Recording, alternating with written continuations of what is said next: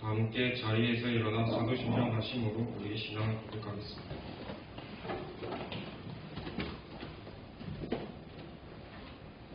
나는 전능하신 아버지 하나님, 천지의 창조주를 믿습니다. 나는 그의 유일하신 아들, 우리 주 예수 그리스도를 믿습니다.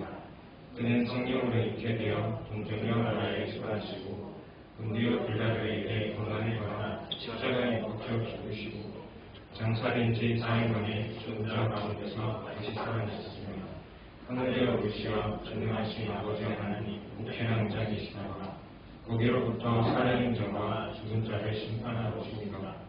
나는 성령을 믿으며 거룩한 공의와 성도의 교제와 죄를 용서받는 것과 몸의 부활과 영생을 믿습니다. 아멘. 교동문은 13번 10편 23편을 함께 교독하겠습니다.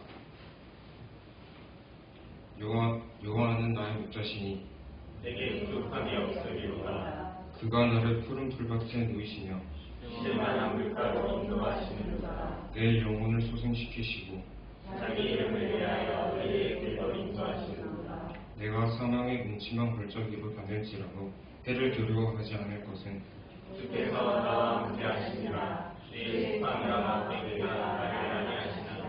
주께서 내 원수의 목전에서 내게 상을 차려주시고 이를 내 머리에 주셨으니 내 잔이 넘치나이다. 내 평생의 선하심과 인자하심이 반드시 나를 따르리니 내가 여호와의 집에 영원히 살리라. 아멘.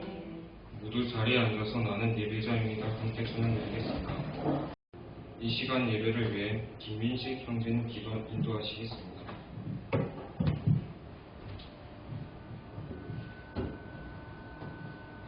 하나님 감사합니다. 일요일인 아침에도 불구하고 이렇게 하나님 앞에 나와 예배드릴 수 있게 해주셔서 감사드립니다. 못 나온 친구들에게도 은혜 주시고 다음 주에는 꼭 나와 한자리에 모여 예배드릴 수 있게 도와주세요. 또 고3 누나 형들 이 더운 날씨에도 영향받지 않고 공부 잘 되게 도와주시옵소서. 부디 시험도 잘 치를 수 있게 하나님께서 지켜봐 주실 거라 믿습니다. 이 모든 말씀 이루어질 줄 믿사옵고 예수님 이름으로 기도드렸습니다. 아멘.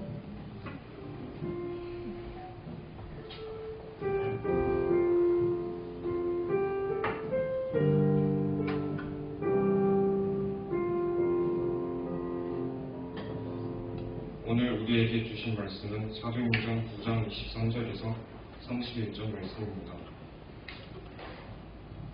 다 찾으신 줄 알고 한 절씩 교독하면서 읽겠습니다. 여러 날이 지나매 유대인들이 사울을 죽이기를 공모하더니 그 계기가 사울에게 알려지니라. 그들이 그를 죽이려고 밤낮으로 성문까지 지키거늘 그의 제자들이 밤에 사울을 병주리에 담아 성벽에서 돌아다니라. 사울이 예루살렘에 가서 제자들을 사귀고자 하나 다 두려워하여 그가 제자들을 믿지 아니하니 바나바가 내리고 사도들에게 가서 그가 길에서 어떻게 주를 보았는지와 주께서 그에게 말씀하신 일과 다메섹에서 그가 어떻게 예수의 이름으로 담대히 말하였는지를 전하니라. 사울이 제자들과 함께 있어 예루살렘에 출입하며 또 주 예수의 이름으로 담대히 말하고 헬라파 유대인들과 함께 말하며 변론하니 그 사람들이 죽이려고 힘쓰거늘 형제들이 알고 바이샤를 데리고 내려가서 다소로 보내니라. 그리하여 온 유대와 갈라리아와 사마리아 교회가 평안하여 든든히 서고 주를 경외함과 성령의 이름으로 진행하여 수가 더 많아지고 오늘의 말씀은 바울이 회심한 후에 계속해서 이제 그 복음을 전하는 증거 과정에 있는 그 길입니다. 그리고 오늘의 말씀을 가만히 자세히 보면 바울이 지금 어떤 상황에 처해 있는지를 명확하게 알 수 있습니다. 무슨 상황이냐 하면 복음을 이야기하는데 헬라파 유대인들과 함께 말하며 변론하니 그 사람들이 바울을 죽이려고 하고 있는 거죠. 그리고 그 전에는 복음을 전하는데 성벽을 달아 줄에 달아 내리면서 도망가야 되는 상황까지 오는 겁니다. 그리고 복음을 전하는데 사귀고자 하지만 제자들을 사귀고자 하지만 이전에 했던 그 이력이 있기 때문에 두려워서 다 도망가고 있는 그런 상황입니다. 그러니까 복음을 전하고 있는데 도망가야 되고 사람들이 자신을 두려워하고 또 죽음의 위협을 받고 뭐 이런 상황인 거죠. 그러니까 표면적으로 보면 사울이 지금 복음을 전하는데 성공적인 모습일까? 라고 할 수 있을까? 싶은 겁니다. 그리고 본인은 그럼 어떤 마음일까? 그럼 즐거울까? 행복할까? 의심이 드는 그런 장면인 거죠. 그런데 오늘 말씀에 보니까요, 사울이라고 이제 이름 붙여지고 있는 나중에 바울이 되는 이 인물이 뭐라고 얘기하고 있는가, 어떤 마음 상태인지를 성경이 계속해서 이야기해주고 있습니다. 우리가 오늘 23절부터 읽었지만 22절 말씀에는 이렇게 알려주고 있습니다. 사울은 힘을 더 얻어 예수를 그리스도라 증언하여. 힘을 더 얻는데, 그리고 오늘 말씀 마지막 절에는 이렇게 또 증거하고 있죠. 이상한 말씀인데 이렇게 시작합니다. 그리하여. 지금 바울이 어떤 상태인지 우리가 봤잖아요. 실패하고 도망가고 두렵고 그런 상황입니다. 그런데 그리하여 온 유대와 갈릴리와 사마리아 교회가 평안하되 든든히 서간대. 그리고 놀라운 게 주를 경외함과, 이 주를 경외한다는 하나님을 두려워하고 그 경이롭게 여긴다는 거잖아요. 성령의 위로가 있대. 그리고 수가 더 많아지더래. 이상하지 않으십니까? 바울이 지금 가고 있는 그 길에 보이는 표면적인 모습들은 안 받아들여져요. 바울의 복음. 그리고 가는 곳곳마다 자기는 도망가야 돼. 죽음의 위협이 있습니다. 뭐 떠받들여지고 인정받고 막 그런 게 아니잖아요. 그런데 그리하여 일어나는 모습들이 지금 평안하고 든든히 서가고 주를 경외하는 사람들, 또한 그 안에 성령의 위로가 있고, 그래서 그 수가 더 많아진다라는 게 좀 이상한 거 아닌가 하는 거죠. 놀랍다 싶은 거죠. 어떻게 이런 일이 있을까라고 했을 때, 그러니까 은혜라는 거 아닐까요? 그런데 이 점에서 목사님이 좀 현실적으로 한번 생각을 해봤어요. 그리고 어떤 세상에서 나타나는 이와 같은 모습이 없을까라고 이렇게 찾아보다 보니까요, 책 하나를 만나게 되었습니다.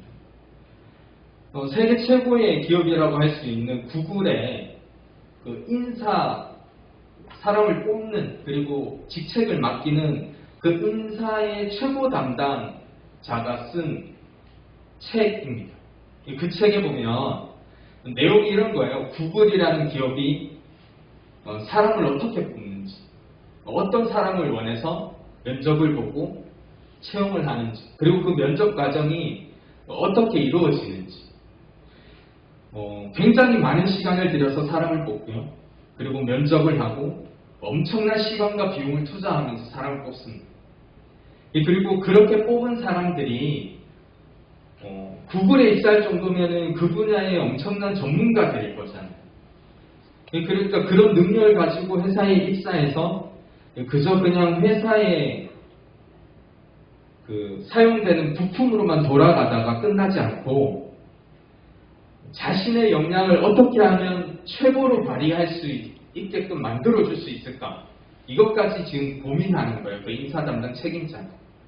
그러면서 그 구글이 사람을 어떻게 쓰는지에 대한 그런 이야기를 계속해서 해주고 있는 책을 만났습니다.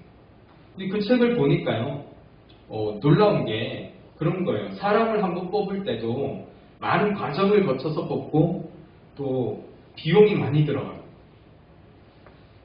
그리고 그렇게 뽑은 사람들에게 일을 시키는데 그 일을 시키는 과정도 새롭고 재밌고 놀라운 거죠. 흥미로운 건 이 사람들의 역량을 어떻게든 키워주려고 노력하더라는 거예요. 전통적으로 그 회사는 그러지 않았었죠. 사람이 입사해가지고 들어와서 능력을 발휘하면 열심히 키워주는데 사람은 기계가 아니니까 어느 순간 좀 텐션이 떨어질 때도 있잖아요. 그리고 실력이 좀 줄 때도 있고 그런가 하면 좀 우울해질 때도 있고 예전에는 이런 사람들은 회사에서 도태되기 마련이었습니다. 그리고 새로운 사람으로 빨리빨리 뽑죠. 그런데 이런 세계 최고의 기업에는 어떻게 하냐니까요. 그런 사람들을 다시 회복시켜주는 프로그램도 있더라고요. 그래서 이 사람이 능력을 가지고 있으니까 그 능력을 최고로 발휘할 수 있도록 마인드 코칭 이런 사람들을 붙여가지고 다시 그 우울감에서 벗어날 수 있게 해주고 떨어진 텐션을 올릴 수 있게 해주고 막혔던 어떤 자신의 그 창조력이나 창의력 그 분야의 전문성을 키워줄 수 있도록 그렇게 심리 상담도 해주고 하는 거예요. 그 요즘에 우리 뭐 그런 좋은 기업들 보면 그런 거 많이 보잖아요. 밥이 맛있어요. 뭐 이런 거. 웬만한 식당보다 더 좋고. 회사 카페테리아 가서 차 한잔 마시는 게 밖에 나가서 차 마시는 것보다 훨씬 더 좋고. 뭐 임용 시스템도 있고 운동하는 시스템도 있고 뭐 그런 거예요. 그런 걸 통해서 이 사람들 최고로 키워주고 그 능력을 발휘할 수 있게 해주는 거죠. 기업들이 그 과정을 거치니까 경험적으로 아는 겁니다. 기업도 늘 좋은 건 아니잖아요. 이 기업을 하다 보면 잘 될 때도 있지만 비수기도 있고 뭐 잘 나갈 때도 있지 침체기도 있고 이러니까요. 그런데 기업에서 보니까 장기적으로 봤을 때 회사 안에 정말 실패와 실수와 그런 것들을 경험해보지 않은 사람들이 있는 것과 그런 실수와 실패와 우울감과 좌절과 뭐 이런 것들을 경험했지만 다시 일어난 사람들이 공동체를 이루고 있는 것에 어느 것이 더 장기적으로 봤을 때 더 유익인가 보니까요. 그 실패와 실수를 경험한 사람들이 다시 일어났을 때 그런 사람들이 또한 공동체에 있을 때 그 공동체가 더 건강하고 역량을 장기적으로 더 잘 발휘하더라는 거죠. 그러니까 구글이나 이런 그 세계 최고의 기업들에서는 여기에 대한 신경을 어마무시하게 쓴다고 합니다. 계속해서 사람이 발전할 수 있도록. 그러니까 재밌는 건 인재들이 자연스럽게 모여들어요. 왜냐하면 그 능력자들도 아는 거죠. 자신들이 자신들의 분야에서 일을 하고 능력을 가지고 일을 하는데 다른 회사에 가면 똑같은 일을 해요. 그런데도 그 회사에 들어가서 몇 년 정도 일하면 자기가 바보가 되는 걸 아는 거예요. 몇 년 정도 일하다 보면 어느새 그 일을 처음 시작했을 때 그 가졌던 정말 그 행복한 마음 그리고 비전과 꿈이 그 들끓어 올라서 막 들썩들썩 했었던 자기 엉덩이와 그 열정들 이런 것들이 있었다면 회사 들어가서 몇 년 동안 일하다 보면요 어느새 그 일이 싫어지는 거예요. 계속해서 바보가 되는 거가 회사에서 시키는 일은 너무 많고 일은 해도 해도 줄지 않고 어서 빨리 이 자리를 그 자리를 탈출하고 싶은 그런 마음만 늘 생기는데 이 구글이라는 회사에 들어가니까요 기업이 나서서 자기의 능력을 향상시키기 위해서 도와줘요. 그리고 자기가 조금이라도 텐션이 떨어지거나 좀 슬럼프가 왔을 때 본인을 버리는 게 아니라 그 슬럼프를 이길 수 있도록 또한 코칭도 해주는 거예요. 그러니까 똑같이 고생스러워요. 세계 최고의 사람들이 모여서 경쟁하는 곳이니까 얼마나 치열하겠어요. 그런데도 그 자리에서 몇 년간 그렇게 하고 나면 아는 거죠. 본인의 역량이 점점 더 커가고 그래서 여기에서 있는 시간들이 헛되지 않고 다음에 어딜 가서든 더 큰 역량으로 자신이 일을 할 수 있다는 걸 이제 아니까 자연스럽게 세계 최고의 분야의 사람들이 그곳으로 몰려들 수밖에 없는 환경들이 만들어지는 겁니다. 이런 과정들에서 특이한 점이 있는데 뭐냐면 이런 구글이나 뭐 페이스북이나 물론 뭐 그 제조업에서는 잘 하지 못할 방법일 것 같아요. 세계 최고의 그 기업들에 가서 하는 이 업무 형태가요, 특이한 점이 뭐냐면, 그 아침에 가면 자신이 뭘 해야 되는지에 대한 업무 지시가 없대요. 그러면 띵가띵가 노나요? 라고 했을 때, 그건 아니라는 거죠. 늘 할 일은 있어요. 우선도 안 가봐서 자세한 건 모르겠어요. 근데 듣기로는 뭐 이런 거죠. 늘 코딩이라는 게 어쨌든 노가다고. 그러니까 늘 해야 되는 일은 있는데 그 일들이 뭐냐 하면 팀을 짜서 자연스럽게 그 팀에 들어가서 해야 되는 자신의 분량들. 그리고 우리로 치면은 뭐 아침에 와서 청소하는 거 뭐 이런 거.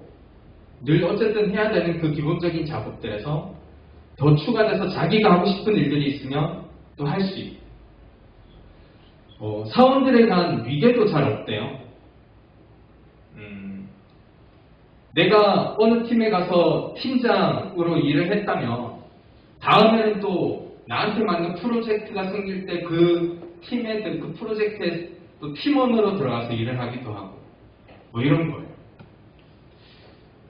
재밌지 않나요? 이 구조가 근데 주는 가장 큰 특징이 있는데 뭐냐면 이렇게 일을 하다 보니까요, 수많은 프로젝트가 생겨납니다. 그리고 수많은 도전들이 거기에 있습니다. 그리고 수없이 많은 실패가 일어난다고 하는 것입니다. 이게 왜 중요한가 하니까 이런 거죠. 페이스북을 한번 예로 들어보면 페이스북에는 내부에 이런 여러 가지 팀들이 있습니다. 그리고 이런 팀들이 프로젝트를 계속 진행하면서 실수를 하는데 하루에도 수백 건씩 실수를 하죠. 실패를 하고. 프로젝트가 다 성공하는 건 아니잖아요. 그리고 1년으로 따지면 셀 수도 없이 수많은 실수와 실패를 거듭하는데 그 중에서 한두 개씩 성공하는 게 있다는 거죠. 그리고 내부적으로 그런 실패를 거듭해서 성공했던 몇 가지 있잖아요. 1년 내도록 실패하다가 성공했던 한두 가지. 그걸 이제 가지고 페이스북 전체에 적용을 시키는 거예요. 그러니까 그 전문가들 이야기가 그렇더라고요. 성공할 수밖에 없는 소스들로 세상과 싸우는 거라. 그렇지 않을까요? 이미 내부적으로 수십, 수백, 수천 번의 실패를 거듭했어요. 그리고 그 중에서 얻은 성공적인 방법들 한두 가지. 그 한두가 이미 증명이 됐습니다. 성공하리라는 것은.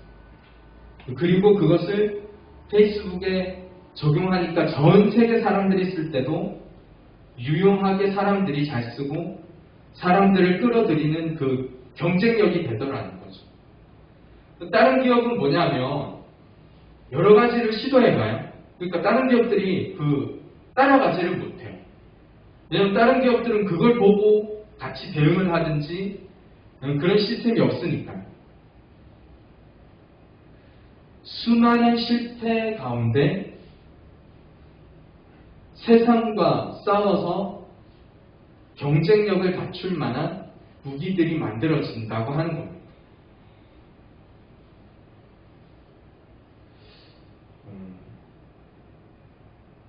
그래서 이 구글 그 인사 담당자 사람이 쓴 책이 제목이 아주 멋져요. 한국어로 번역을 잘해서 그런가. 원래 원제는 그게 아니니까 번역을 잘한 것 같아요. 그 책 제목이 이렇게 지어졌습니다. 구글의 아침은 자유가 시작된다. 멋지지 않나요? 여러분들 아침은 자유가 시작됩니까? 그리고 그 자유가 수많은 실패를 동반하고 그 실패를 통해서 세상과 싸워서 이길 만한 경쟁력을 갖추는 그런 시스템.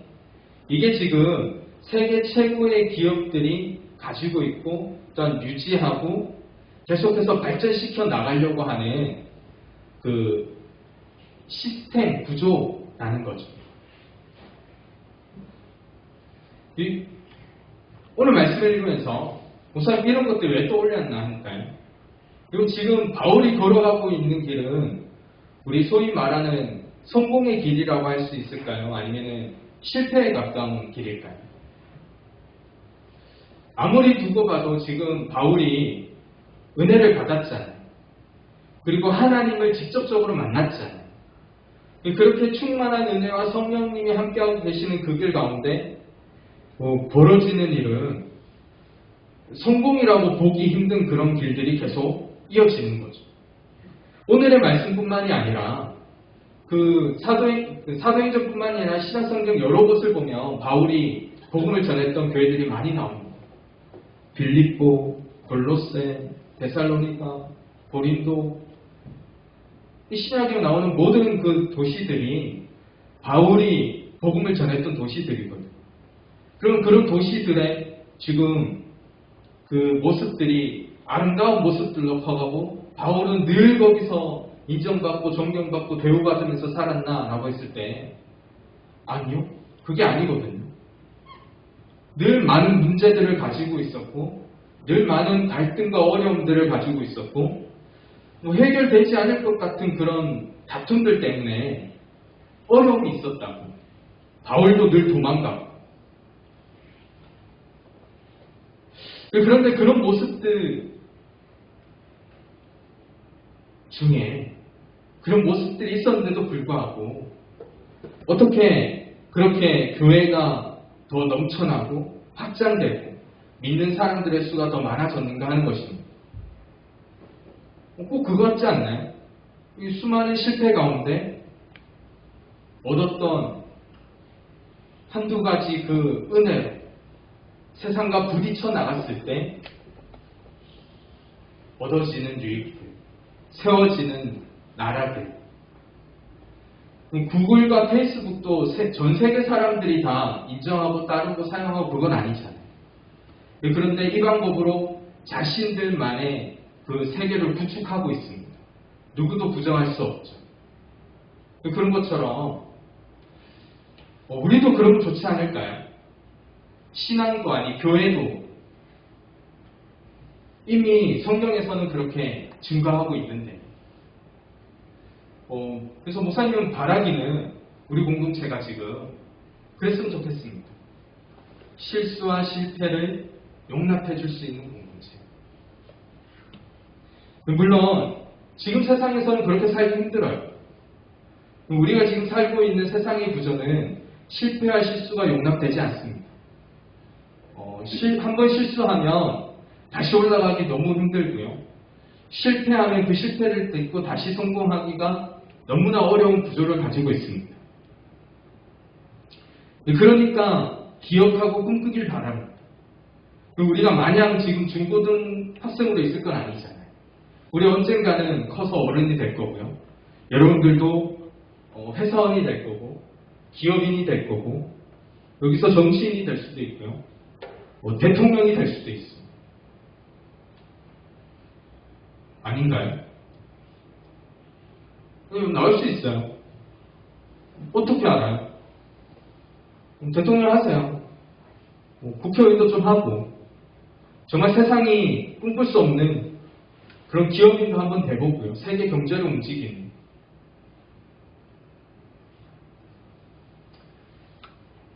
그런 꿈을 꾸고 나아가고 그리고 기억합시다. 우리가 그런 자리가 되었을 때 이 세상이 어떻게 움직여져야 더 사람이 사람답게 살 수 있는 세상인지 실수와 실패가 용납될 수 있는 세상이라며 사람들이 좀 더 꿈을 꾸고 살 수 있지 않을까 싶은 거죠.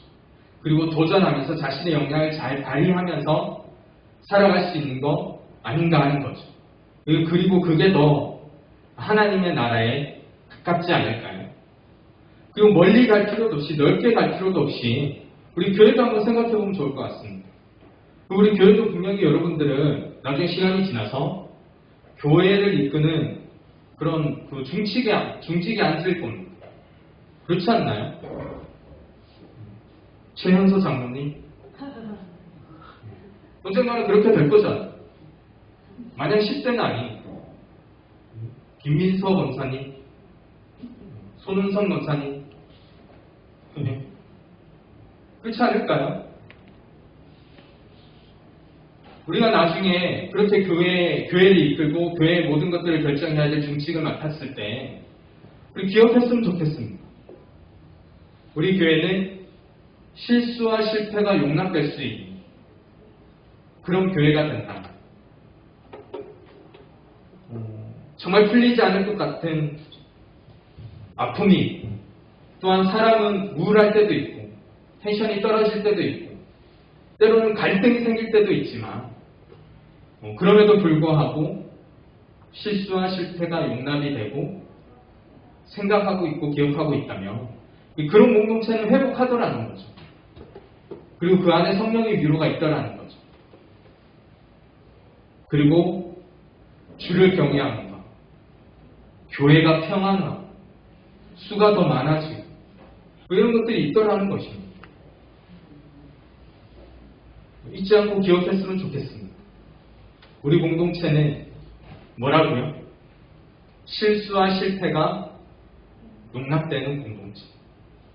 그리고 그런 세상을 만들어 나갈 수 있는 우리. 필요하다고 할 수 있을 것 같습니다. 우리 기억했으면 좋겠습니다. 우린 지금 하나님의 나라를 만들어 가려고 하는데요. 그 하나님의 나라를 만들어 가는 데 있어서 고민이 필요하다고 했습니다. 그리고 그 고민 가운데 하나님을 만들어 나가는 그 요소 세 가지를 하려고 했는데 첫 번째는 그거였습니다. 우리 예전에 나누었던 말씀, 공감의 능력이 있어야 된다. 그리고 두 번째는 오늘 말씀입니다. 우리 실수와 실패를 용납할 수 있는 공동체가 되자는 거. 기억합시다. 여러분들이 사회 구성원으로 중요한 일을 할 때, 그리고 교회의 구성원으로 또한 중요한 역할들을 맡았을 때 우리 교회가, 우리 사회가 어디로 흘러가야 될지 기억하면서 그렇게 하나님 나라를 만들어갈 수 있으면 좋겠습니다. 기도드리겠습니다. 사랑과 은혜가 충만하신 아버지 하나님, 오늘도 예배를 드립니다. 그리고 이 예배 가운데 주님 말씀을 빗대어 또한 세상의 이치를 배웠습니다. 주님 그 안에 은혜를 더하여 주시고 그 말씀대로 살아가 하나님의 사람이 될 수 있도록 주님 또한 인도하여 주시옵소서. 한 주간도 주님 건강하게 지켜주실 줄 믿으며 오늘 말씀 주 예수 그리스도 이름으로 기도드립니다. 아멘.